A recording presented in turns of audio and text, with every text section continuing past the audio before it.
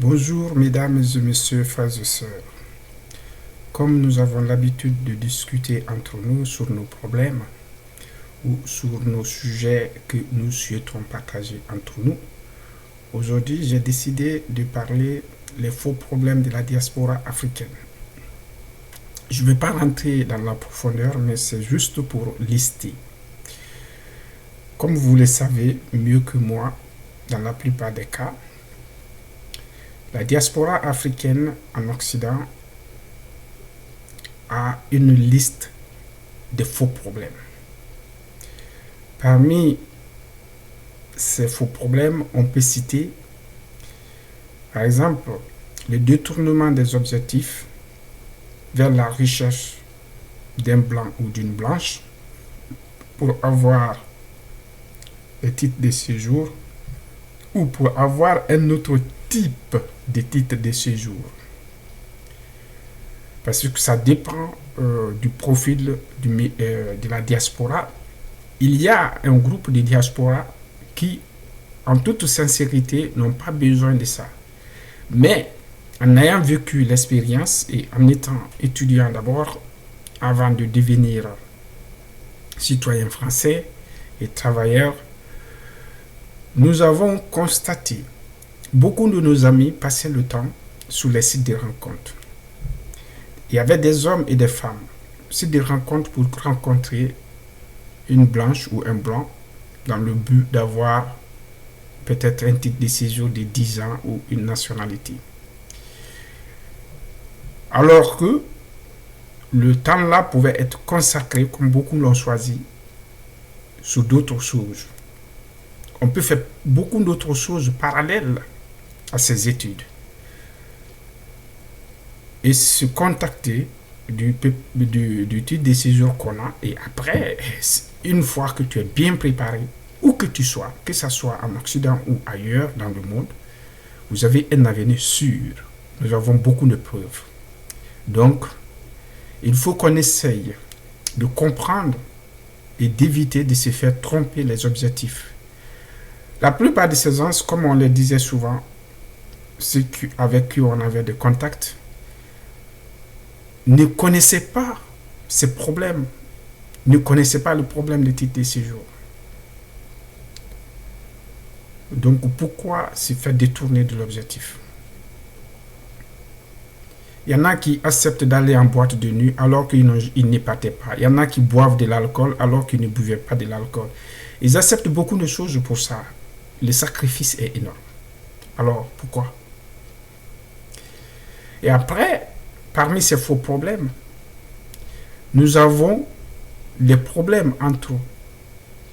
intracommunautaires, souvent occasionnés par des histoires suite à des solidarités. Nous avons vu dans la diaspora africaine des cas qui ne parlent que d'eux-mêmes. Des hommes qui font rentrer leurs amis chez eux par solidarité.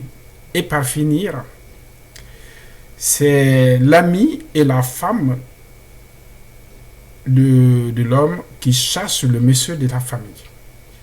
En fait, l'ami qu'il a invité pour qu'il sorte, qu'il dehors, devient l'amant de sa femme. Et par finir, comme vous le savez, avec les histoires de droits des femmes, la femme et le nouveau amant met le mari dehors. Ça, c'est dans notre communauté. Ça se passe de commentaires, mais ça se fait. On a des contacts immédiats, ça se fait. Et la femme convoque l'homme au tribunal. Et après, ça transforme l'homme en payeur de pension alimentaire. Je dis bien pension alimentaire, ce n'est pas des allocations. Les allocations, ils les ont par les droits. Mais les pensions alimentaires, ça détruit aujourd'hui la communauté africaine. D'ailleurs, c'est un des faux problèmes. Les pensions alimentaires. Si on regarde très bien ce qui se passe pour qu'un homme ou une femme de la diaspora devienne payeur de pensions alimentaires, on a le droit de s'indigner contre ces pratiques. Et ça aussi, en général, comme je l'ai dit tout à l'heure, pour l'ami qui devient l'amant et après devient l'homme de la maison, il y a aussi des gars qui sont dehors. Parce qu'on a beaucoup de types de diaspora. Il y en a qui sont venus avec un moyen un peu plus digne et d'autres sont venus par un moyen dont ils n'ont rien au départ pour les titres de séjour. Eux, on peut comprendre certaines choses de leur part, bien que il faut essayer de dire à nos frères africains que si un Africain se rabaisse, abaisse sa dignité face à un étranger, que ce soit un Africain, que ce soit un Européen, mais une personne qui n'est pas noire, tu rabaisses tous les noirs. Parce que les gens, la plupart des personnes en Occident ont tendance à généraliser. Donc, il ne faut pas que nos problèmes nous amènent à faire du mal à tous nos frères et sœurs qui nous ressemblent. Nous devons défendre, nous devons honorer notre dignité à tout prix, et à tout lieu et à tout moment. C'est un des faux problèmes aussi. Mais cette couche de la diaspora,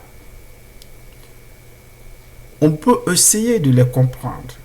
Mais c'est aux autres aussi de la diaspora de les aider.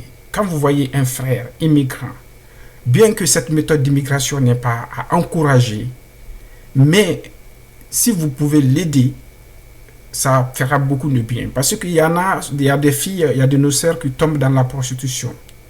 Parce qu'elles n'ont pas le choix. Elles deviennent des filles, je ne sais pas quoi. Donc, essayons d'être responsables. Dès que vous les voyez, faites tout pour qu'elles deviennent des personnes normales. Cela ne veut pas dire que ça peut pas arriver. Parce qu'il y a des personnes, même si elles sont dans toutes les conditions qu'il faut, si elle était destinée à être dans le sale côté, dans le mauvais côté ou dans le sale job, elle fera toujours la même chose. Ça, c'est pas question de moyens ou de pas moyens. Il y en a qui choisissent d'être, des prostituées. Voilà. C'est ça la vérité. Il faut qu'on le dise. Ça nous rabaisse, ça nous salisse. Et nous devons nous indigner contre ces pratiques et dénoncer.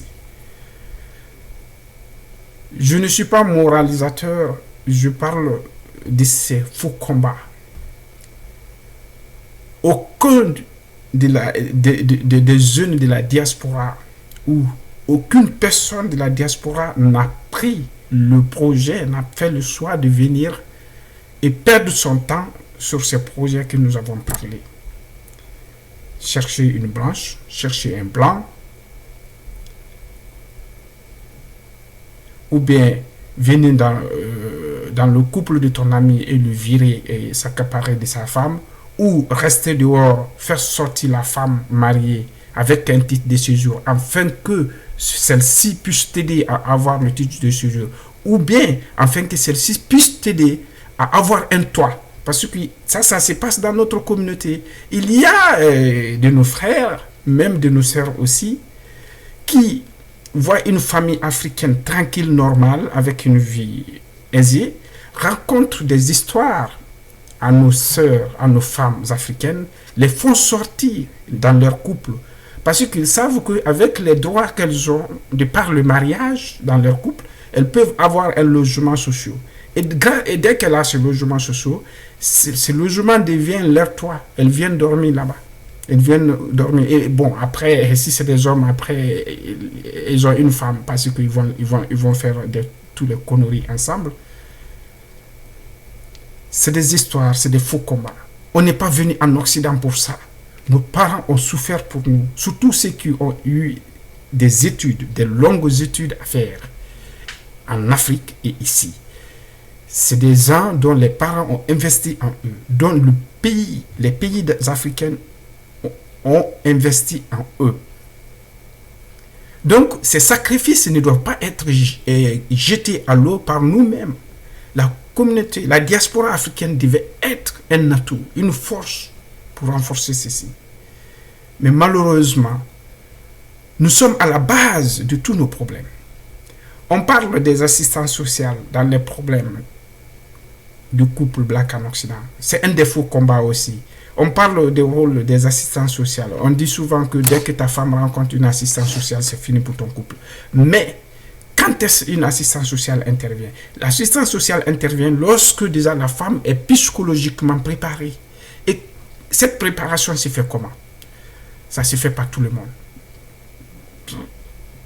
Parce qu'aujourd'hui, nous n'avons pas la capacité de faire la différence entre les histoires de famille et les problèmes. Les histoires de famille, ça s'arrive par tout le monde, à tout le temps et partout. Mais quand ça devient un vrai problème, une crise, là, c'est en ce moment qu'il faut une bonne stratégie de prise en charge. Sinon, si deux personnes décident de se mettre ensemble et se disent qu'ils ne vont pas avoir des histoires, je vais vous dire que c'est faux. Donc, il faut que ces personnes choisissent et acceptent les problèmes et les affrontent. Même vivre ensemble, même si vous ne partagez pas une vie commune, ou quand je dis vie commune, ça veut dire intime, même vivre ensemble, déjà, on n'est pas à l'abri des problèmes. Même les voisinages, on sait très bien ce qui se passe partout dans le monde. Donc, voilà quelques-uns de ces faux problèmes. Parce que le temps, quand c'est trop long, on n'a pas le courage d'écouter les vidéos. Donc, je m'arrête là. Mais vous savez mieux que moi tous ces faux problèmes. Je parle juste pour que nous, on essaye de faire attention et d'épargner la diaspora africaine, qui est un espoir pour l'Afrique, pour nos parents, pour l'Occident même. La plupart de ces gens-là, c'est des cerveaux qui sont au cœur de l'évolution du monde. Donc, soyons des bons ambassadeurs de nos familles, de nos quartiers, de nos villes, de nos pays. Sachez que si vous êtes mauvais, c'est votre famille qu'on voit d'abord. On dit voilà un enfant d'une famille irresponsable. Ou voilà, d'une communauté irresponsable, ou d'un pays, bon voilà. Et après, c'est les Noirs qui sont étiquetés. La perversité est internationale. Je m'arrête là et je vous dis à très bientôt sur les faux problèmes. Comme nous sommes en train de traiter déjà un cas, le problème des couples blacks en Occident et ses impacts.